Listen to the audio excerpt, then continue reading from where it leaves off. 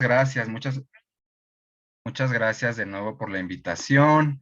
Ya saben que para mí es un placer para mí poder estar pues compartiendo un poco de lo que sé con todos ustedes. Y bueno, sobre todo estoy muy agradecido con la universidad por siempre tenerme en cuenta para sus ponencias y pues no es la excepción, ¿vale?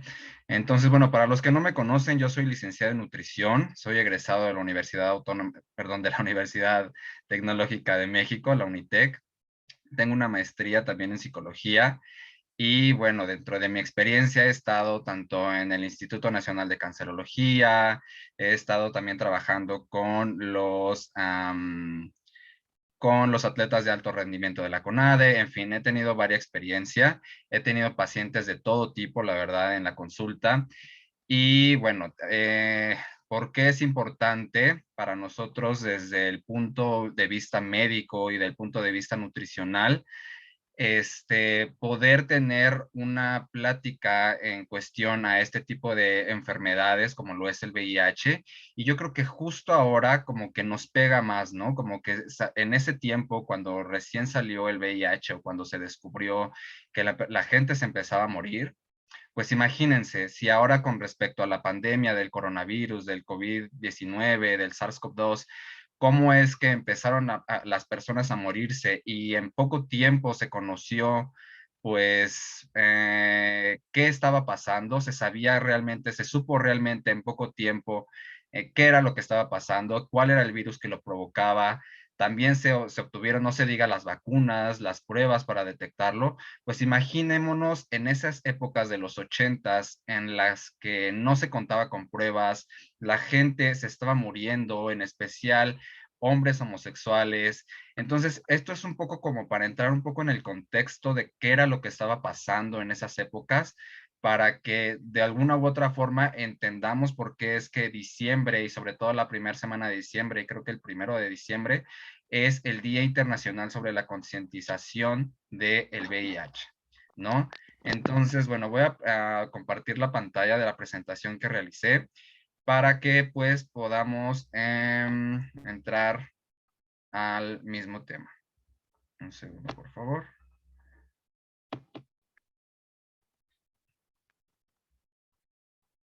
Okay.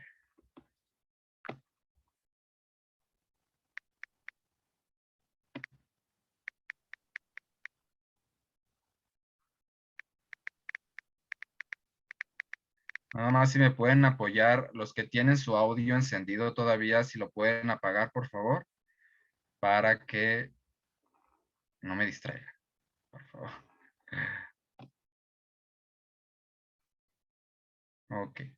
Entonces, bueno, dentro de todas las enfermedades, dentro de todas las patologías, siempre es importante y siempre lo he dicho, el apoyo nutricional y el soporte nutricional en dado de necesitarlo. ¿Por qué? Para apoyar al paciente a tanto a sobrellevar los síntomas y poder aguantar el tratamiento, que en muchos de los casos es bastante complicado, llámese en el tratamiento del cáncer, en este caso del VIH. Los tratamientos llegan a ser, perdón, un poco invasivos.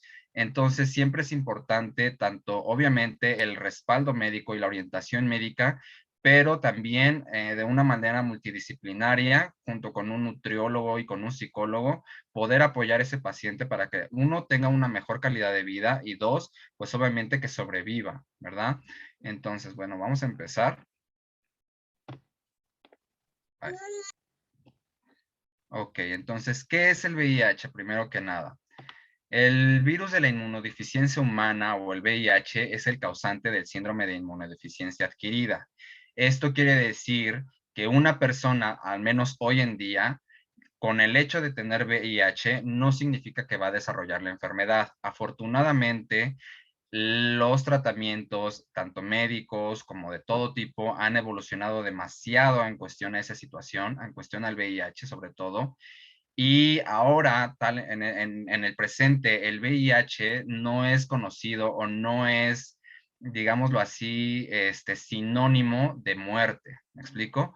Entonces, eso hay que tenerlo muy en claro, que siempre es necesario que, sobre todo cuando ya tenemos una vida sexual activa, tenemos que estarnos realizando constantemente pruebas de VIH, o sea, sí, pruebas de VIH para poder nosotros, si es que, primero Dios, que eso no suceda, pero en el dado caso de que una persona o usted, o alguien lo tenga, siempre es necesario detectarlo a tiempo para que se cuente con el tratamiento médico necesario para, pues, obviamente, no llegar a que ese virus de repente se explaye por todo el cuerpo y termine en una enfermedad como el SIDA, ¿vale?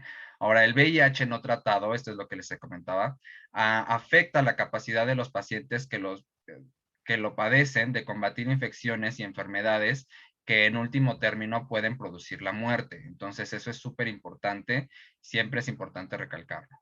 Ahora, los medicamentos utilizados para tratar el VIH han mejorado la calidad de vida y aumentado la esperanza de vida en las personas infectadas. Es lo que les comentaba. Ahora ya los medicamentos, la medicina ha avanzado demasiado, tal es así que ya los pacientes con VIH ya realmente no se mueren por VIH. Se pueden llegar a morir por lo que sea, por las enfermedades que llegan a presentar en el futuro, pero ya no es un sinónimo de muerte. Eso hay que tenerlo bien en claro. Y yo me acuerdo mucho cuando yo estudiaba que un profesor nos dijo que el VIH ya no mata. Lo que mata es la desinformación, lo que mata es el miedo a realizarse una prueba. Entonces, eso hay que tenerlo siempre muy en cuenta y a mí se me quedó muy grabado y pues también me gustaría compartírselos a ustedes. Ahora, ¿cuál es el tratamiento que se suele, más bien que se provee a los pacientes que ya tienen VIH? Pues es un tratamiento antirretroviral.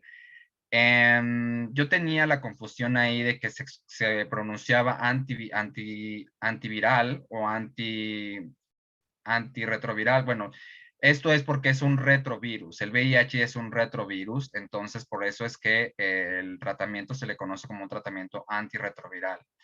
Entonces, este tratamiento, el TAR, ralentiza la replicación del virus, pero no elimina la infección. Entonces, eso también hay que tenerlo muy en cuenta, de que no es una cura, simplemente va a encapsular, si se podría decir de alguna forma, va a encapsular el virus para que éste no se siga replicando y no llegue a invadir todas las células para que el paciente no, pues no muera de VIH, no muera de SIDA y no desarrolle el SIDA en primer lugar. Ahora, desafortunadamente, la enfermedad cardiovascular y la resistencia a la insulina han sido demostrados como las enfermedades que sí llega a padecer un paciente con VIH. Es decir, ya no se va a morir de VIH, pero sí va a desarrollar enfermedades crónico-degenerativas, como lo son la resistencia a la insulina, lo que en pocos años puede provocar una diabetes, o alguna enfermedad cardiovascular derivada de pues la mala concentración de grasas, por ejemplo. Y bueno, pues cada vez son más prevalentes en esa población, ¿vale? Ahora, un tratamiento nutricional óptimo, esto es lo que les comentaba al principio, es muy importante para mantener un sistema inmunitario saludable y prevenir la progresión al VIH-Sida. Esto es súper importante. Ahora un poco de epidemiología. A mí siempre me gusta meter como un poco el chismecito de por qué es que es tan importante y por qué es que tenemos que hacer una semana de concientización sobre la enfermedad, sobre el virus de la inmunodeficiencia humana. ¿Por qué es que eso es tan importante? Bueno, los primeros casos de VIH fueron descritos en 1981. En 1983 se aisló el virus. Imagínense 3 años. Es lo que les comentaba hace ratito. Si ahorita, por ejemplo, el COVID hubiera sido detectado dentro de 3 años, imagínense la cantidad de personas que fallecieron en ese lapso de tiempo en el que ya se había detectado el SARS-CoV-2 y todo eso. Ahora imagínense en los 80s, 3 años en los que pasaron sin saber ni qué era lo que los estaba matando. Entonces, bueno, ahí intervinieron otras razones bastante políticas, se hicieron muchísimas marchas. De hecho, por ejemplo, la marcha del orgullo LGBT es derivada justamente de esa situación en la que los homosexuales se estaban muriendo, había más discriminación por tal enfermedad, Creo que hubo una situación incluso con los presidentes de que no estaban dando apoyo económico justamente para detectar cuál era el origen de la enfermedad. Entonces, bueno, eso es también un poco de chismecito, ¿no? Globalmente se estima o se estimaba en 2012 que 35.3 millones de personas tenían VIH. Ahora actualmente, gracias al tratamiento antirretroviral y gracias a toda esta, pues sí, evolución en la medicina, ha disminuido considerablemente. Y bueno, los fallecimientos relacionados han caído durante la última década. Ahora, sobre la fisiopatología, ¿qué es lo que ocasiona el virus de la inmunodeficiencia humana? Bueno, invade el núcleo de los linfocitos CD4, perdón, que son los principales implicados en la protección contra infecciones. Ahora, la infección de no ser tratada causa una depresión progresiva de los linfocitos CD4, que en último término produce una inmunodeficiencia. Entonces, imagínense, aquí vemos en la imagen, esta bolita que está aquí arriba es como el VIH, ¿no? Entonces, se une e invade los linfocitos CD4, que son justamente los linfocitos que nos protegen. Entonces, una depresión completa de esos linfocitos en pacientes que no son tratados con el tratamiento antirretroviral, pues va a desarrollar una enfermedad o va a desarrollar enfermedades oportunistas que van a ser los que o las que acaben con su vida, ¿verdad? Entonces siempre vuelvo a recalcar, es importante la detección temprana y la continuación del tratamiento para que esa enfermedad no se desarrolle a SIDA, ¿vale?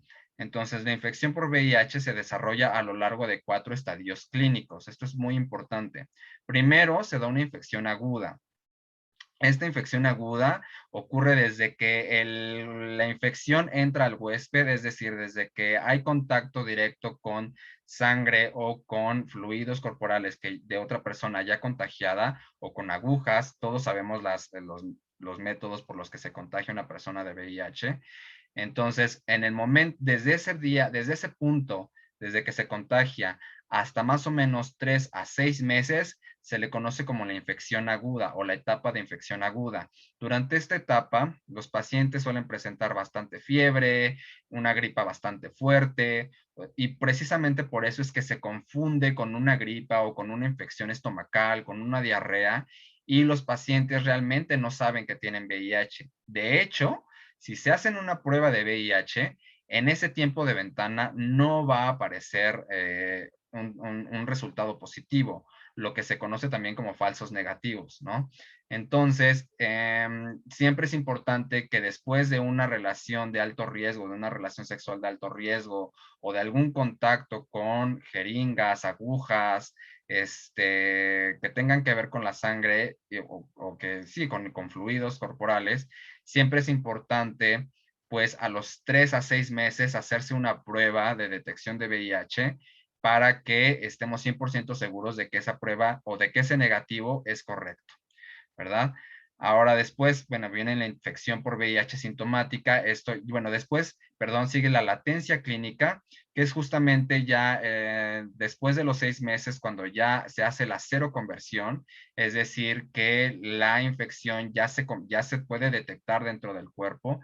Es ahí cuando es necesario ya iniciar un tratamiento antirretroviral, justamente es ahí donde se inicia para que se eviten los otros 2 estadios clínicos, que son la infección por VIH sintomática y en dado caso de que no se continúe, pues la progresión al VIH o al SIDA. Ahora, ¿cuáles son los tratamientos médicos?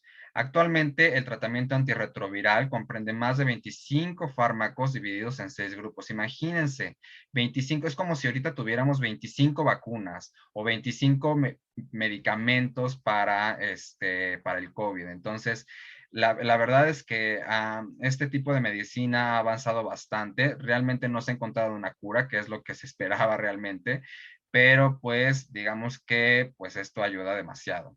Entre los 6 grupos se encuentran los inhibidores de la transcriptasa inversa de nucleótidos y nucleósidos, los NRTI, los inhibidores de la transcriptasa inversa no nucleótidos, los inhibidores de la proteasa, los inhibidores de la integrasa, los inhibidores de la fusión y los antagonistas de los CCR5. Esto es importante por algo que vamos a ver más adelante. Entonces, digo, no es que yo me sepa todos los inhibidores y todos los tratamientos antirretrovirales, pero sí es importante porque más adelante vamos a ver qué síntomas producen, qué síntomas, sobre todo nutricionales, son los que producen y cómo nosotros desde el punto nutricional podemos atacar esos determinados síntomas para que el paciente continúe con su tratamiento. ¿Vale? Ahora, el tratamiento nutricional médico, ¿qué pasa desde el punto de vista nutricional? Bueno, para las personas que viven con VIH, una ingesta nutricional adecuada y equilibrada es esencial para mantener un sistema inmunitario sano y prolongar la vida. Una nutrición adecuada puede ayudar a mantener la masa muscular, lo cual está completamente correlacionado con una mayor calidad de vida y una mayor esperanza de vida. Eso se sabe y ha sido demostrado científicamente por ya desde hace muchos años. También reducir la gravedad de los síntomas asociados al VIH y al tratamiento y mejorar la calidad de vida y facilitar justamente el cumplimiento y la eficacia del tratamiento antirretroviral. Ahora, algunos efectos adversos generales. ¿Qué es lo que va a cursar un paciente con VIH en general? Digamos, porque en realidad va a tener muchas diferentes otras sintomatología que va a ser también tratada desde el punto nutricional, pero así al grosso modo, ¿cuáles son? Bueno, algunos diagnósticos nutricionales frecuentes en este tipo de pacientes son ingesta oral inadecuada de alimentos y bebidas, aumento de las necesidades de nutrientes, dificultad para tragar, alteración de la función digestiva. Muchos de estos pacientes llegan a padecer diarreas, llegan a padecer náuseas, vómitos. Entonces, esto obviamente va a derivar en una mala absorción de los nutrientes. También hay una interacción entre los fármacos que está consumiendo. Por eso es que les comentaba lo de los tratamientos antirretrovirales, porque ahorita lo vamos a ver. Entonces, hay una interacción entre esos fármacos con los alimentos. Entonces, siempre es importante desde el punto de vista nutricional saber qué tratamiento antirretroviral está tomando el paciente, lo que le va de hecho o lo cual va a ser prescrito por su médico, y nosotros, dado o conociendo ese tratamiento antirretroviral, vamos a poder detectar cuáles van a ser la sintomatología que puede llegar a desarrollar y poder atacarla para que ese paciente se siga alimentando, no baje de peso, no se desnutra y pues obviamente sobreviva y pueda tener una mejor calidad de vida y seguir nutrido y sobrevivir y soportar el tratamiento antirretroviral. Otro sería la pérdida de peso involuntaria, el sobrepeso o la obesidad, justamente pueden ser las dos. La pérdida de peso involuntaria generalmente se da en pacientes que no llevan un tratamiento antirretroviral. Por otro lado, el sobrepeso y la obesidad se da generalmente cuando ya padecen o cuando ya están tomando un tratamiento antirretroviral. Entonces, siempre es importante hacer una historia clínica nutricia completa para saber en qué estadio de la enfermedad se encuentra, si está tomando algún tratamiento nutricional, si ha habido cambios justamente del peso, si ha aumentado de peso, si ha bajado de peso, si ha habido alguna que otra manifestación. Entonces siempre es importante eso, detectarlo. También hay un déficit de conocimientos relacionados con los alimentos y la nutrición y un exceso de suplementos nutricionales.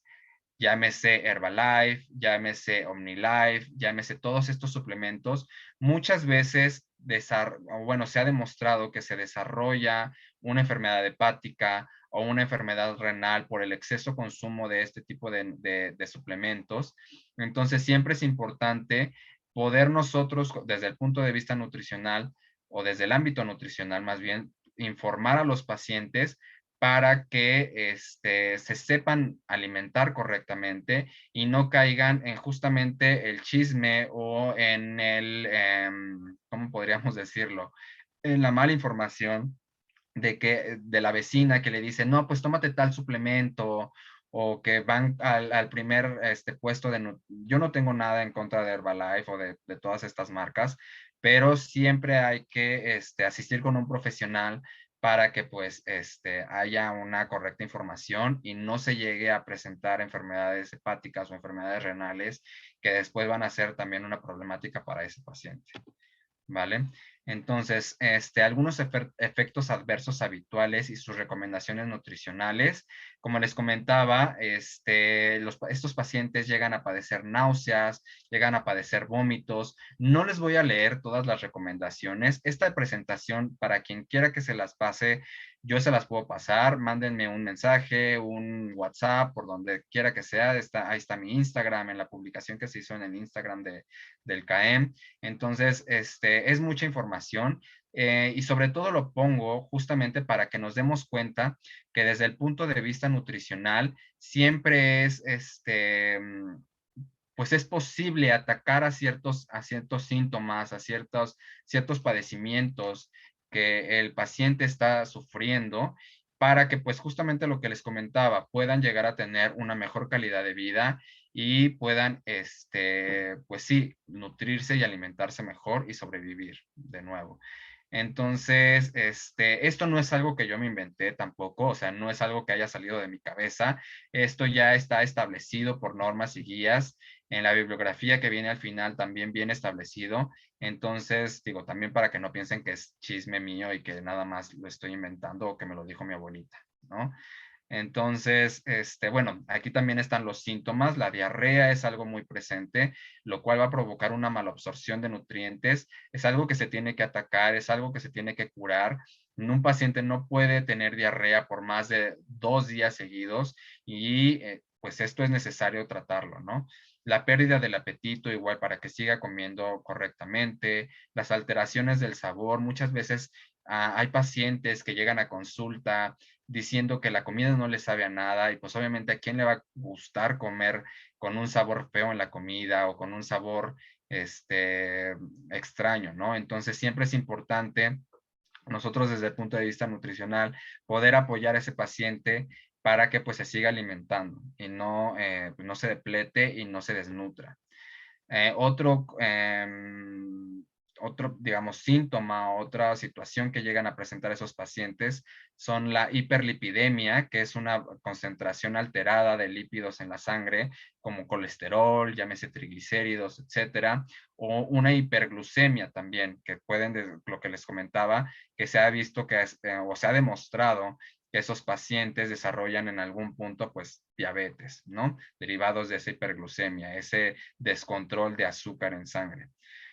También llegan a presentar úlceras bucales y esofágicas o irritación en la garganta, lo cual pues también demerita la alimentación, hace que los pacientes no se alimenten correctamente y pues eso también hay que evitarlo, ¿no? También pueden desarrollar una pancreatitis, este órgano que secreta enzimas para el metabolismo de las grasas, de los hidratos de carbono.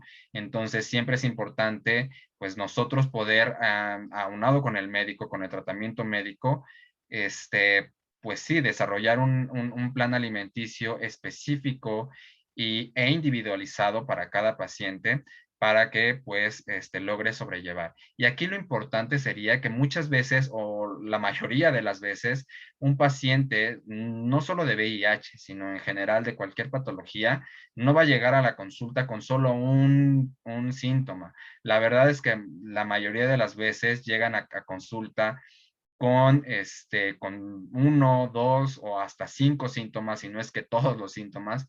Entonces, pues ahí sí se convierte en un problema porque pues sí es un poco más difícil de atenderlos, pero no imposible.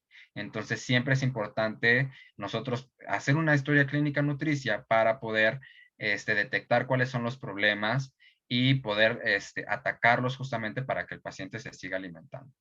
Otro tipo de síntomas o situaciones que llega a padecer un paciente con VIH sería la pérdida de peso involuntaria. Eso, como les comentaba hace rato, llega a suceder más en pacientes que no tomaron a tiempo un tratamiento antirretroviral y que muchas veces ya llegan con un diagnóstico o con una cantidad de CD4 menor a los límites referenciales.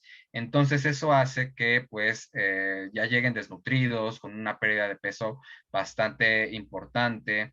Y bueno, eso siempre es importante para nosotros desde el momento en el que llegan a consulta, poder atacar esa pérdida de peso, ya sea con alimentación vía oral o con tratamiento o con apoyo nutricional, llámese nutrición enteral, que es por medio de sondas, de una sonda desde la nariz o desde la boca hasta el estómago, o por nutrición parenteral, que es por medio de un catéter directamente a la vena del paciente. Entonces, siempre es importante tener en cuenta eso. Ahora, aquí están los diferentes fármacos. Realmente no quería, más bien no me cupo, porque sí lo intenté, no me cupo hacer toda la tabla, digamos, en una diapositiva de aquí de PowerPoint, pero igual, para quien lo quiera, se lo puedo pasar. Aquí están todos los grupos de antirretrovirales, los NRTI, los inhibidores de proteasa, los inhibidores de fusión, los antagonistas de CCR5. Y aquí está la X con cómo se deben de tomar, si se deben de tomar con comida o con algún tentempié, si se deben de tomar con el estómago vacío, o por si por otro lado no hay importancia si se toma con el estómago vacío o con el estómago lleno, los síntomas que llegan a provocar cada uno de ellos, las náuseas, los vómitos, la diarrea, la hiperlipidemia, la hiperglucemia. Entonces aquí está cada uno de los tratamientos antirretrovirales. La verdad es que muchos tratamientos o muchos medicamentos antirretrovirales llegan a tener varios, ¿cómo se puede decir? Fármacos incluidos ya en el tratamiento. Es decir, no solamente es de que venga uno o de que venga solo dos. En realidad, lo más probable es que sea a partir de 3 fármacos los que vienen ya dentro de una pastilla. Por eso es que llegan a ser tan fuertes, por eso es que los pacientes llegan a presentar toda esta sintomatología, porque pues no es algo a lo que el estómago esté acostumbrado, no es algo a lo que el paciente esté acostumbrado. Entonces, también eso muchas veces llega a derivar en el abandono del tratamiento, porque el paciente empieza de que no, es que tengo muchísimas náuseas, es que he vomitado muchísimo, ya lo voy a dejar. Y entonces siempre es importante en el momento, perdón, en el que llega o en el que van a iniciar un tratamiento antirretroviral, dejarles muy en claro que ese va a ser un tratamiento vitalicio, es decir, va a ser un tratamiento para toda la vida, que obviamente al principio pues iban a tener alguna que otra sintomatología, si van a tener alguna que otra situación que no les va a gustar. Eso siempre es importante, es necesario dejárselos en claro, pero también es necesario dejarles en claro que no lo pueden abandonar, que en realidad tienen que tomar ese tratamiento para que pues vivan, ¿verdad? Entonces, bueno, estas son algunas de las sintomatologías, las más comunes en general, y pues lo que provoca cada uno de los fármacos. Ahora, ¿cuáles son los cambios físicos que nosotros en el consultorio nutricional debemos de detectar o debemos de estar pendientes de ellos para saber si la enfermedad está progresando o qué está pasando con este paciente? ¿Vale? Entonces, la apariencia física del paciente debe de ser considerada en la valoración inicial y durante el seguimiento. Los pacientes con VIH son conscientes de los cambios que sufre su cuerpo y resultan esenciales para identificarlos. ¿Ok? Entonces, siempre es importante que desde el principio en el que llegan a la consulta nutricional, nosotros valorarlos antropométricamente para que las consultas consiguientes, si es que hay algún cambio, nosotros podamos detectarlo, pero siempre es necesario saber, dejarle en claro al paciente que ellos mismos se tienen que estar monitoreando. Y digamos, la mayor cantidad de nosotros nos conocemos realmente, ¿no? Nosotros sabemos si hay algún cambio, si hemos subido de peso, si hemos bajado de peso. Entonces, siempre también es importante nosotros preguntarles al paciente qué es lo que ha notado. ¿Ha notado que ha subido de peso? ¿Usted siente que está, no sé, alguna situación, algún cambio que el paciente sufra? Es necesario preguntárselo, no solamente los datos clínicos como tal. O sea, no es, digamos, es importante no solamente hacer una entrevista de, seleccione aquí si sí o seleccione aquí si no.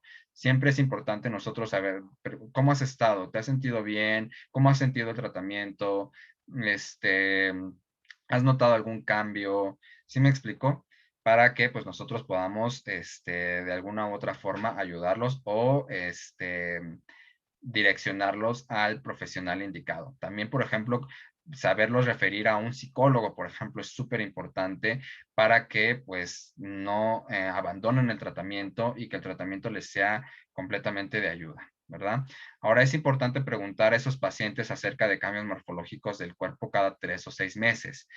En general, en pacientes con VIH, al principio se empiezan a monitorear cada mes, ¿verdad? Esto para saber, sobre todo después del mes que empiezan su tratamiento antirretroviral, saber si ha habido algún cambio, saber si han tenido alguna sintomatología, porque obviamente lo van a desarrollar alguna náusea, van a desarrollar algún vómito, van a desarrollar alguna somnolencia, van a sentirse que están borrachos, drogados, eso son lo que llegan a comentar, eso es lo que llegan a comentar.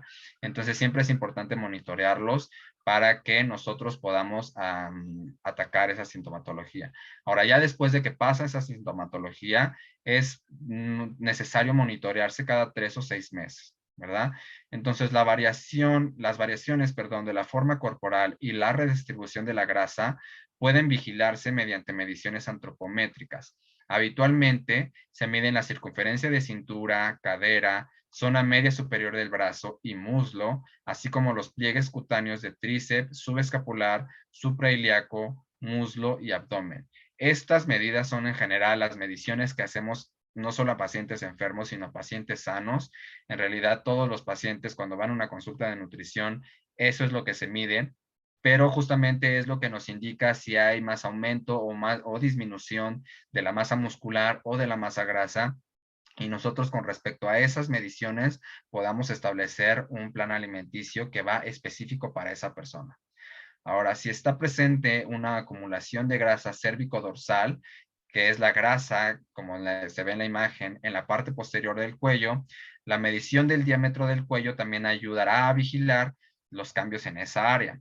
Estos cambios se denominan como síndrome de lipodistrofia asociadas al VIH.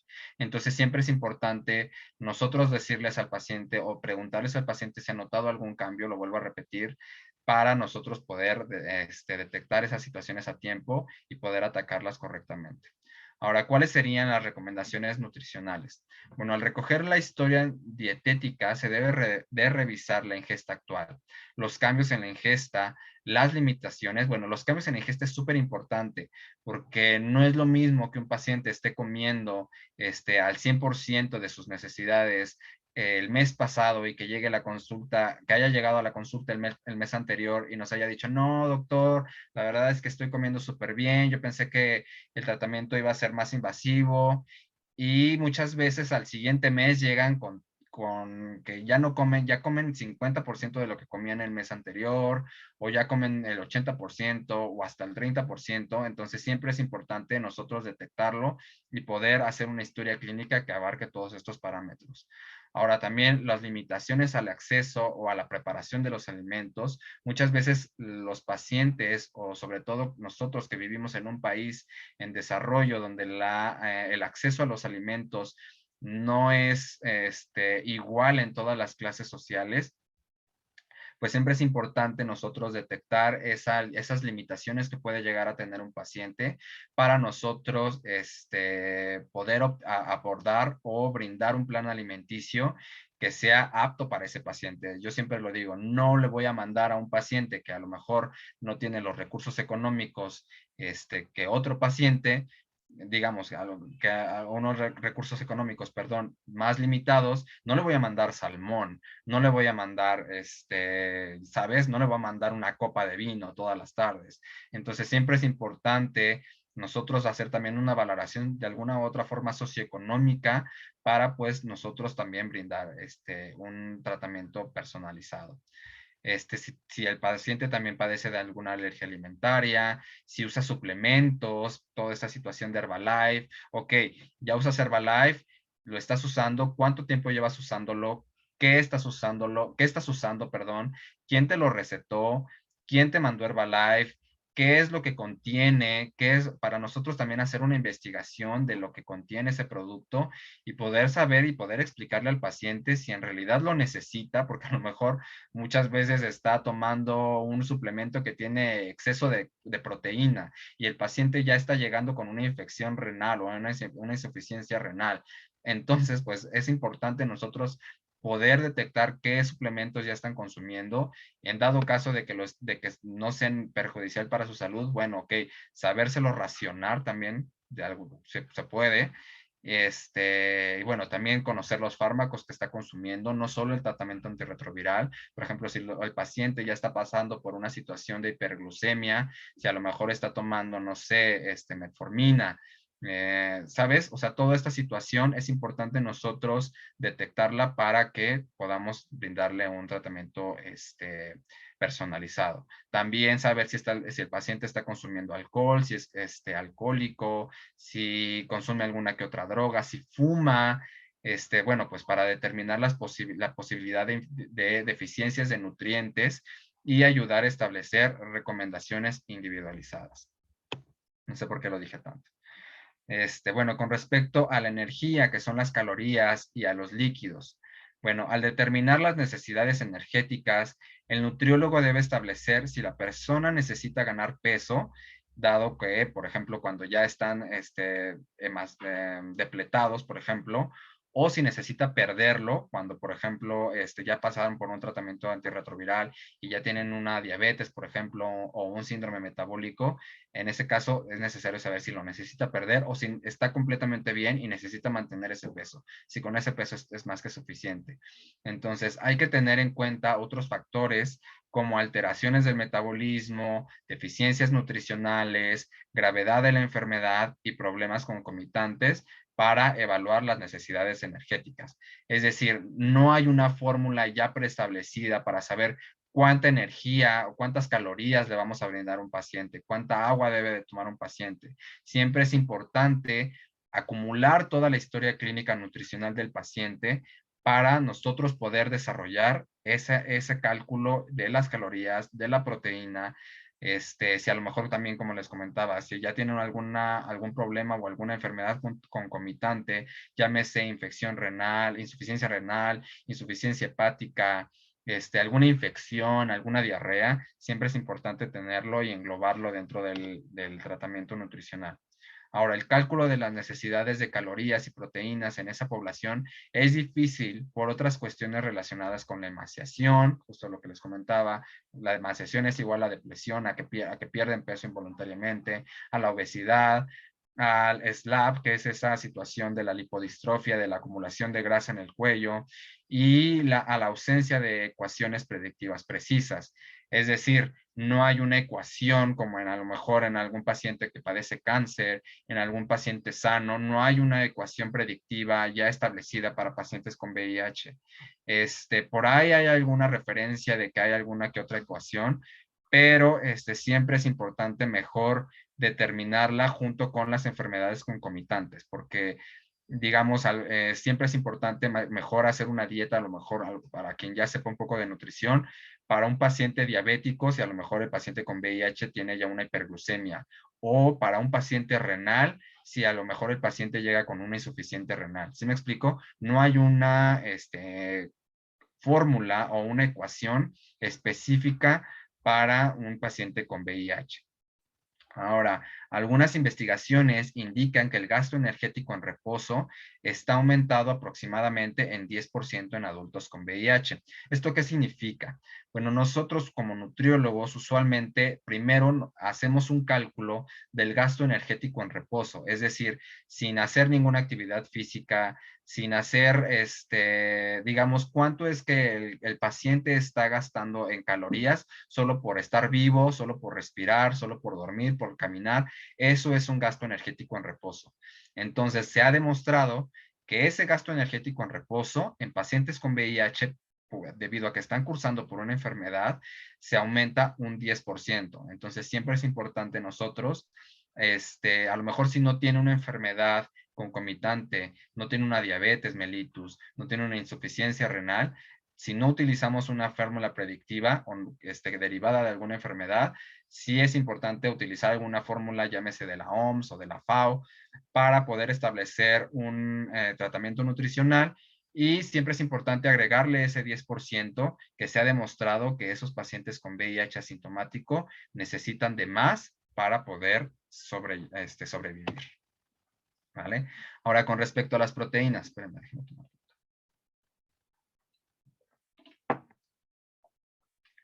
Con respecto a las proteínas, ¿qué pasa con las proteínas? Que son esta fuente que utilizan nuestros músculos, sobre todo el músculo esquelético, para conservarse y, bueno, pues en otros casos para aumentar, ¿verdad? Ahora, la ingestión dietética de referencia recomendada actualmente para las proteínas, para las personas con VIH, es de 0.8 gramos de proteína por kilogramo de peso corporal actual. Muchas veces nosotros también desde el punto nutricional utilizamos diferentes pesos, llámese el peso ideal, llámese el peso actual, para establecer un régimen nutricional. En este caso, siempre es importante adecuar las proteínas y las calorías al peso actual. Porque, por ejemplo, si un paciente está pesando o llega, o su peso ideal o su peso habitual hace 6 meses era de 80 kilogramos y ahora está pesando 56 por la diarrea que tuvo, por la pérdida de apetito, por no sé, por toda la sintomatología, llega pesando 50 kilogramos, pues no le vamos a dar la cantidad 0.8 gramos de proteína multiplicados por los 80 kilogramos que pesaba o por los 80 kilogramos del peso ideal que debería de pesar. Siempre es importante tener esto en cuenta porque entonces le podemos desarrollar una insuficiencia renal al paciente o alguna otra enfermedad que pues no, obviamente el paciente no va a querer, ¿no?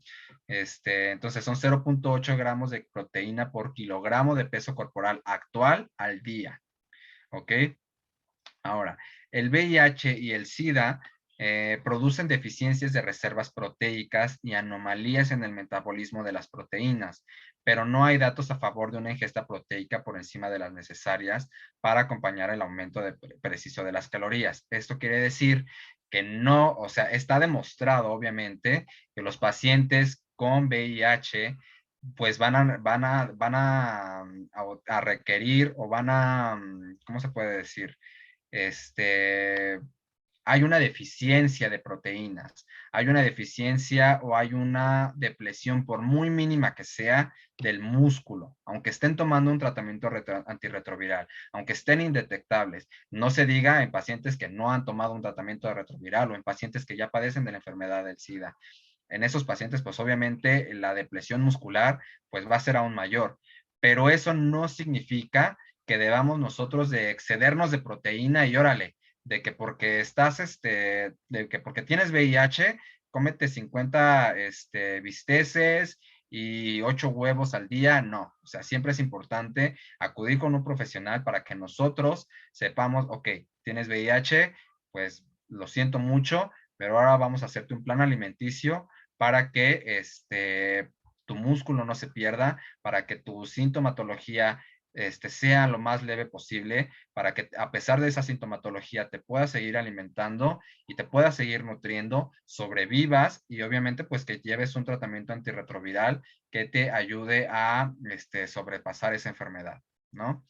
Ahora, no obstante, en caso de infecciones oportunistas, llámese diarrea, llámese vómito, llámese gripa, se recomienda un aumento adicional del 10% de la ingesta proteica. En ese caso sí. ¿Por qué? Porque la absorción está siendo, no está siendo adecuada. Digamos, en un paciente que tiene diarrea, no estará absorbiendo correctamente ningún nutriente porque todo está saliendo directamente de casi de cómo lo consumió. Entonces, ahí sí, en esos casos, sí es importante aportar por lo menos un 10% más de lo que el 0.8 gramos por kilogramo de peso nos dé para que se pueda o que ese paciente no se deplete en una semana o no se deplete muscularmente en un mes o que para la siguiente consulta ya llegue todo pues súper delgado, ¿no? Entonces, en ese caso sí, pero este 10% sigue siendo dentro del rango. Entonces, no porque esté pasando por una infección, vuelvo a lo mismo, no porque esté pasando por una diarrea, por una infección, le vamos a dar un 20% más o un 15% más, porque entonces puede llegar a desarrollar enfermedades que el paciente pues no le van a gustar para nada. Ahora, con respecto a las grasas, yo siempre defiendo a las grasas. ¿Por qué? Porque a pesar de que siempre se nos ha enseñado de que no, que la grasa, quítale la grasa a la comida, o no comas eso porque tiene grasa, o no comas semillas, o sí me explico, o sea, como que la grasa tiene una muy mala fama. Y yo siempre me he encargado, a mí siempre me ha gustado, hoy siempre, desde hace unos meses, la verdad es que, no desde siempre, pero sí me gusta más bien defender a las grasas. ¿Por qué? Porque las grasas son o forman un papel importante, tanto en función hormonal, tanto en función celular. Por ejemplo, nuestras células, todas nuestras células, alrededor de ellas están formados por una barrera de grasas, de fosfolípidos. Entonces, si nosotros no aportamos grasas, sobre todo grasas de calidad, no les estoy diciendo que consumamos o que al paciente no le voy a decir que consúmete 5 tacos al pastor cada noche, porque pues no, pero sobre todo si aportamos grasas de calidad, llámese aguacate, llámese aceites, llámese aceite de oliva crudo, llámese almendras, llámese semillas de girasol, etcétera, siempre es importante para que toda esa función hormonal, toda esa función celular se realice pues sí, en correcto estado, ¿verdad? Ahora, ¿qué pasa con las grasas en los pacientes con VIH? La evidencia científica indica que la oxidación de las grasas aumenta con la infección por el VIH y por tanto los requerimientos de grasas pueden ser diferentes. Sin embargo, el mecanismo es multifacético y actualmente las directrices cardiovasculares deben ser el foco que dirija la ingesta de grasas. Es decir, siempre y cuando no sobrepasemos una ingesta de grasas correspondiente a una persona sana, es decir, que no le vayamos a desarrollar al paciente una enfermedad cardiovascular, alguna hipertrigliceridemia, alguna hipercolesterolemia, siempre es importante aportar las grasas, ¿verdad? Ahora, en la investigación reciente, esto es súper importante, se ha centrado en la función inmunitaria y en los ácidos grasos omega 3. Hay algunos estudios que sugieren que puede resultar beneficioso un aumento de la ingesta de los ácidos grasos omega 3, llámese desde los pescados, llámese desde la sardina o en algún suplemento, ¿por qué no? Si es que el paciente lo puede costear en personas con VIH que presentan elevación de triglicéridos. Entonces, en ese caso sí se puede suplementar omega 3. Ahora, ¿qué pasa con los micronutrientes? ¿Qué pasa con las vitaminas y con los minerales? Las vitaminas y los minerales son importantes para una función inmunitaria óptima. Las deficiencias de nutrientes afectan a la función inmunitaria y pueden conducir a la progresión de la enfermedad. Las deficiencias de micronutrientes son frecuentes en pacientes con infecciones por VIH como resultado de mala absorción, justo lo que les comentaba, por interacciones entre fármaco y nutrientes, alteraciones del metabolismo, infecciones intestinales y alteraciones de la barrera intestinal.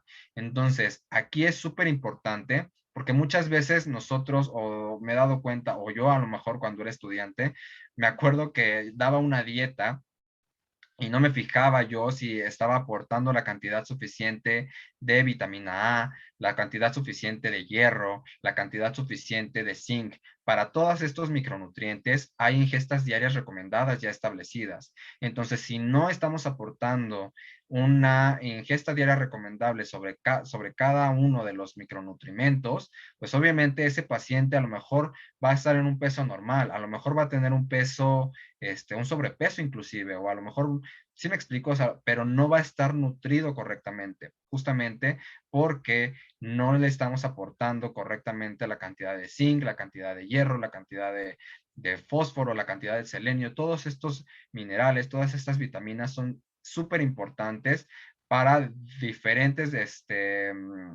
sí, para todas las situaciones metabólicas, para todas las situaciones de nuestro cuerpo, justamente para estar nutridos correctamente. Y pues en pacientes con VIH, pues imagínense, es súper importante que nosotros como nutriólogos, como médicos también, sepamos detectar la deficiencia de cada una de las vitaminas, sepamos detectar la deficiencia de un mineral para poder aportarlo por medio de los alimentos o suplementarlo por algún suplemento, ¿verdad? Ya sea, llámese algún multivitamínico. Entonces, aquí están las deficiencias frecuentes de micronutrientes e indicaciones para los suplementos. Ahora, por ejemplo, aquí sí me gustaría no leerlo tal cual, porque también es bastante información, pero sí dejar en claro, por ejemplo, sobre la vitamina B, pues obviamente se da por una, B12, perdón, sobre la cobalamina, se da por una malabsorción. Justamente cuando hay alguna diarrea, esta vitamina se absorbe en el intestino. Entonces, al haber una diarrea, al haber alguna situación de vómitos, al haber alguna situación intestinal derivada de una infección, pues ese paciente no va a estar absorbiendo correctamente la vitamina B12. Entonces, ¿qué puede provocar una deficiencia de vitamina B12? Pues una mayor progresión al SIDA, un mayor riesgo de progresión al SIDA, puede ocasionar demencia inclusive. Sabemos que estas vitaminas del complejo B están completamente correlacionadas con el sistema nervioso, sobre todo el sistema nervioso central, una neuropatía periférica, igual sistema nervioso central, una meliopatía, y una disminución del rendimiento. Entonces, siempre es importante que cuando llegue un paciente, preguntarle, oye, ¿cómo te has sentido? No, pues que se ha sentido cansado, bueno, hacerle también un panel, sí, una concentración sérica de vitaminas y minerales para nosotros poder detectar si tiene alguna deficiencia.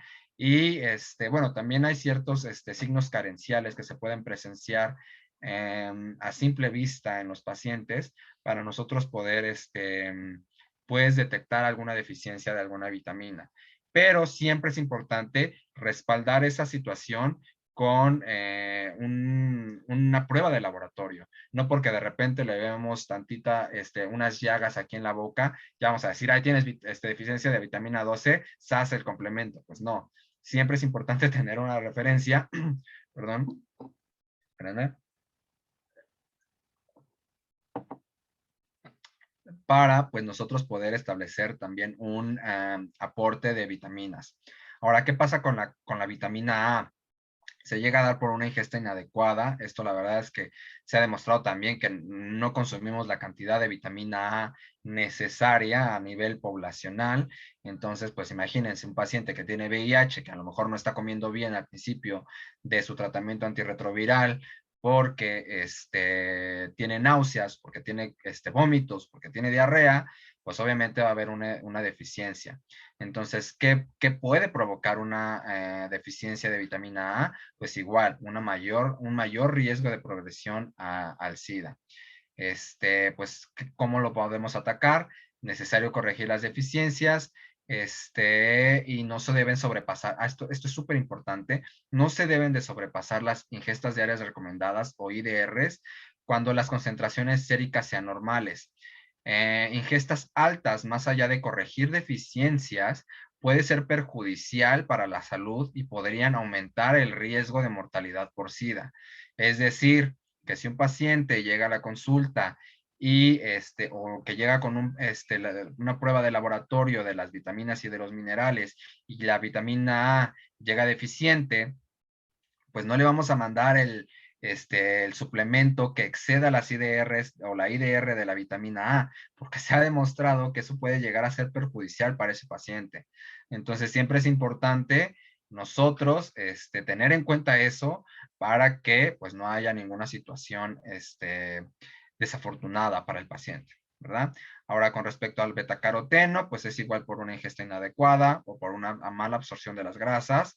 Bueno, aquí no hay nada más, digamos, nada importante. Ahora, con la vitamina E, una ingesta inadecuada también es la posible causa.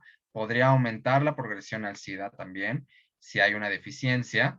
Hay un estrés oxidativo igual y una alteración de la respuesta inmunitaria.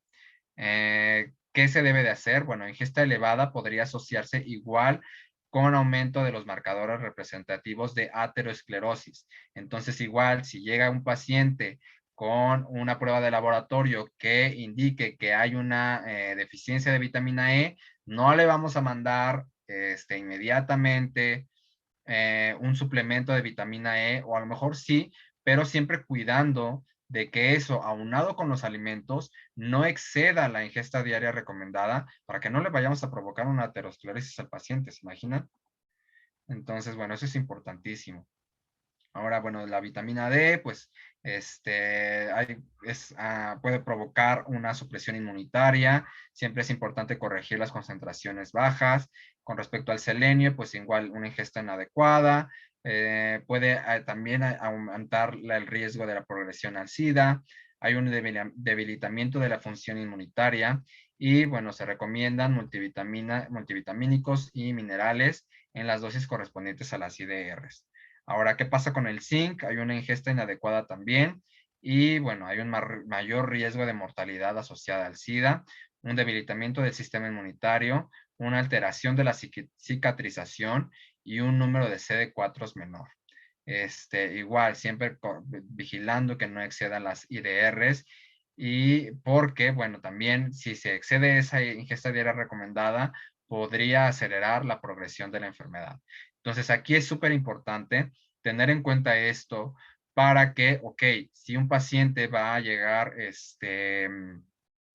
con alguna deficiencia de vitaminas, eso es seguro, va a llegar con una deficiencia de minerales, también es seguro, pero no vamos a mandar un multivitamínico, por favor, no lo vamos a mandar inmediatamente. Siempre es importante tener un respaldo de un laboratorio que nos avale poder mandar un multivitamínico. Y esto no solamente para pacientes con VIH, esto es para todos. No podemos estarnos metiendo vitaminas a lo tonto, porque puede llegar a ser perjudicial. En esta situación, pues está solamente establecido lo que pasa con los pacientes con VIH, pero también, por ejemplo, un exceso en personas sanas, un exceso de vitamina C, sobre todo ahorita que vienen los tiempos de frío, pues puede desarrollar ¿cómo se llaman? Piedras en los riñones, puede desarrollar una infección renal.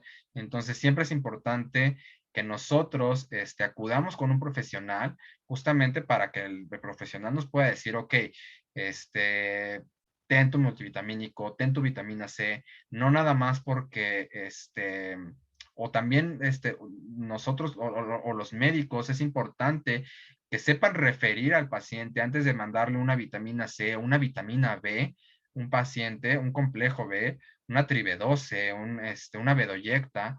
Es importante que sepan referir al paciente con el nutriólogo para que el nutriólogo sepa valorar si se le puede dar esa vitamina B a un paciente o si realmente se lo está consumiendo con los alimentos y a lo mejor si le damos un multivitamínico puede exceder la ingesta diaria recomendada. Entonces, eso es súper importante. Entonces, pues me gustaría dejarlo como bien en claro.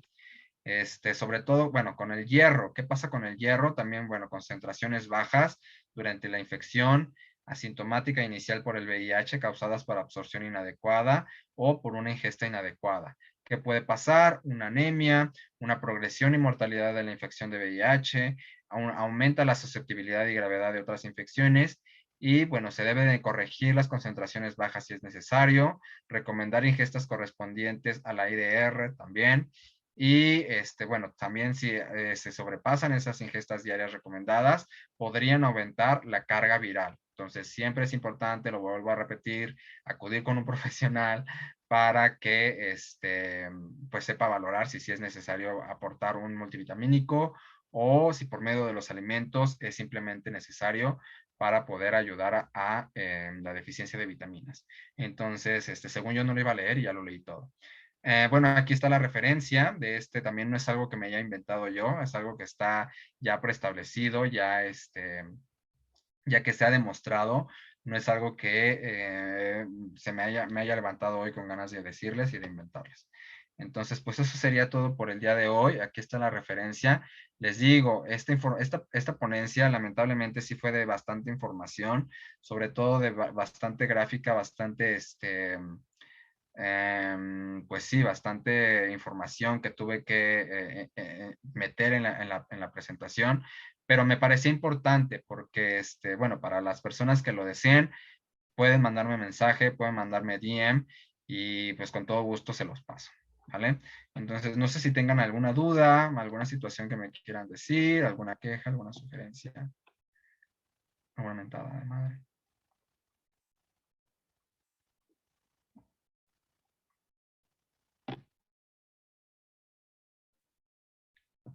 No sé si Jacibe quiera decir algo.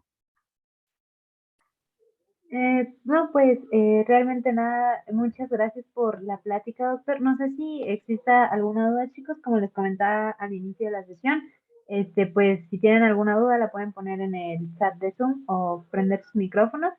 Pues por mientras que vemos si hay alguna pregunta, pues agradecerle a nombre de los tres comités de Scora Combi Score por su disposición para esta charla. La verdad es que estuvo muy completa.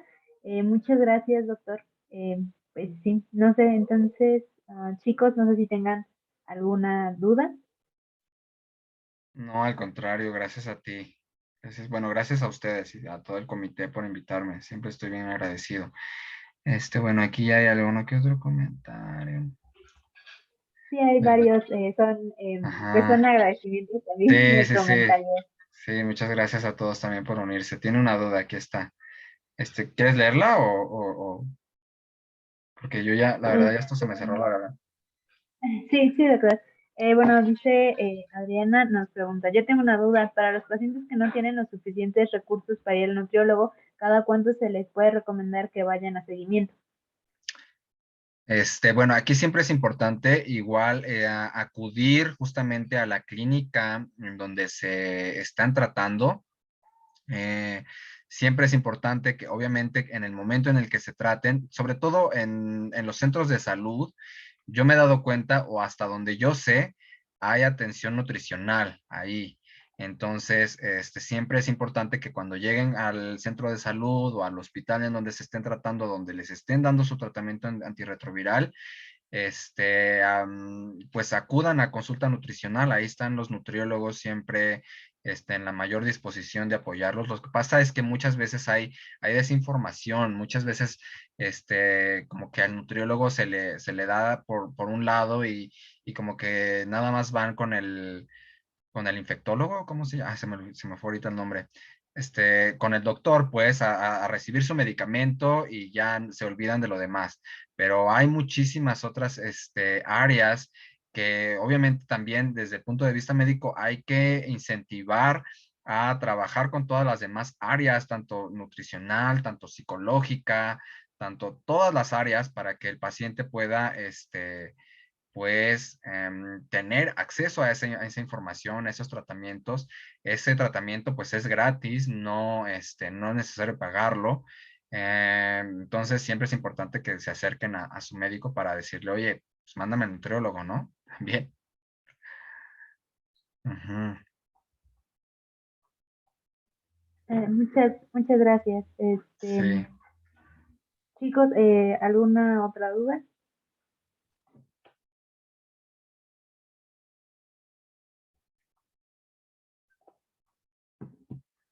creo que no.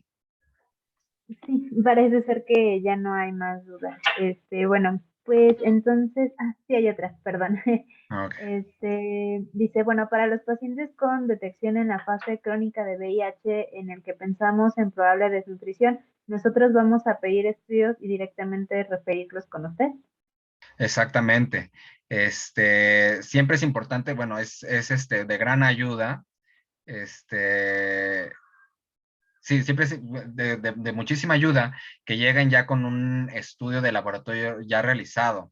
Sobre todo en pacientes que ya llegan con una progresión de la enfermedad bastante avanzada. Pues digo, en cualquier situación, no nada más en este tipo de pacientes, en cualquier situación, siempre todos, en realidad en general, toda la población nos tendríamos que estar realizando estudios de laboratorio llámese examen general de orina, llámese biometría hemática, llámese química sanguínea, para nosotros también estar junto con nuestro médico valorándonos continuamente para saber si tenemos, para saber qué situación y cómo, saber que estamos completamente sanos. Imagínense en ese tipo de pacientes, pues siempre es importante que lleguen ya con un estudio de laboratorio. Entonces, sí es de gran ayuda, sí es necesario que lo refieran, sobre todo como bien lo mencionas en esa fase crónica del VIH, para saber si, como lo comentaba al principio, si ese paciente se puede seguir alimentando, si es necesario a lo mejor algún apoyo nutricio, llámese enteral, llámese parenteral, llámese vía sonda, llámese vía, sí, sonda o llámese vía intravenosa, para que podamos nutrirlo inmediatamente y pues pueda sobrevivir, ¿verdad? Entonces sí es importante que lo refieran en el momento en el que llegue con ustedes, porque también esa es una pregunta bastante interesante. Muchas veces primero llegan con o dejaron su tratamiento antirretroviral y llegan ya a la consulta del médico ya completamente con una infección, un desarrollo de enfermedad crónica. O muchas veces, también lo que les comentaba al principio, el paciente le da miedo a hacerse pruebas, como que está muy estigmatizada todavía la enfermedad y eso impide que se acceda a pruebas de laboratorio para la detección temprana. Entonces, igual, lo vuelvo a repetir, siempre es importante hacernos pruebas constantemente, realizarnos pruebas para saber detectarlo a tiempo y que tener la información de que ya un tratamiento es la llave de la vida, que va igual a vivir los mismos años que una persona sana, va a estar siempre, bueno, siempre y cuando cuide de su salud también, que no tome alcohol, que no se drogue. Entonces, sí, lo comentaba, es importante que, bueno, más bien llegan muchas veces ya depletados, ya llegan ya en una situación de que por miedo a no hacerse una prueba, desarrollaron la enfermedad y llegan con una fase ya crónica. Entonces, sí, lo vuelvo a decir, es súper importante que lo refieran. Ujú. Muchas gracias. Y bueno, hay otra pregunta. Bueno, doctor, muchas gracias, excelente ponencia. De Cristian, dice, mi pregunta es, ¿qué estudio me sirve para saber los valores vitamínicos del paciente en el caso de los centros de salud? Hay un panel de vitaminas y minerales que así como tal se pide. Ahorita hay un nombre específico también. Ahorita no me acuerdo la verdad, cómo se llaman, pero mándame mensaje y te lo digo. Sí, la verdad no te quiero mentir, porque sí hay un nombre, por ejemplo, para la vitamina B sobre todo y para la vitamina A hay un nombre específico justamente para esas vitaminas, pero en general solamente es, o sea, hasta donde como yo los he pedido, es un examen, un registro de vitaminas y minerales séricos. Entonces, como tal, el laboratorista pues ya ve cómo es el nombre del estudio. Yo no soy laboratorista, por eso no me sé como tal el nombre del estudio, pero así se pide, un panel de vitaminas y minerales. Excelente, muchas gracias. Gracias a usted. Pues bueno, creo que esa, pues al parecer es nuestra última pregunta. Entonces, pues con esto ya, pues cerraríamos la actividad del día de hoy.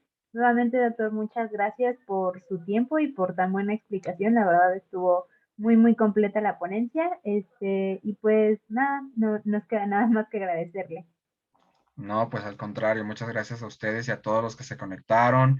Espero esta información les sirva de alguna situación, sí, en algún futuro. Esperemos que obviamente no para aplicarlas en ustedes, pero sí para aplicarlas a sus pacientes, para aplicarlas en el ámbito profesional. Pues siempre es importante como dar como un panorama de todas las disciplinas que pueden entrar dentro del tratamiento de los pacientes. Entonces, muchas gracias al contrario a todos ustedes por estar aquí. Gracias y pues eso sería todo por el día de hoy. Les invitamos a seguir pendientes de las actividades. Todavía nos quedan unas pocas para las propias de esta campaña. Y pues a nombre de Scora, Scomp y Scott, les agradecemos a todos por su asistencia el día de hoy. Muchas